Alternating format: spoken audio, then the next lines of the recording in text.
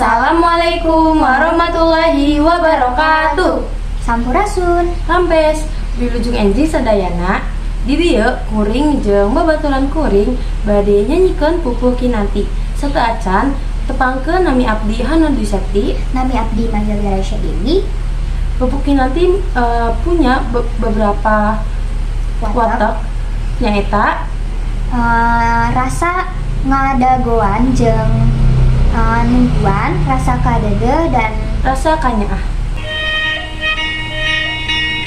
Budak letik bisa ngapung, babakuna bunga peting, ngalayang ka kalayangan, neangan nu amis-amis, sarupaning bumbuahan, naon bae nu kapanggih. Ari beurang ngarantung entep dina tangkal kai, disadako koreakan cik hempetku hidup pikir nu kitu naon ngaranna lolong lamun teu kapanggih.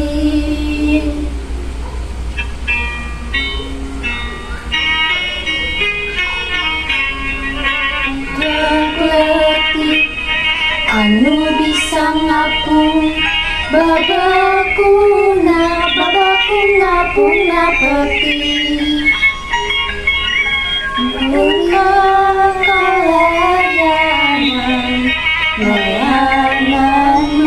neangan nu amis-amis.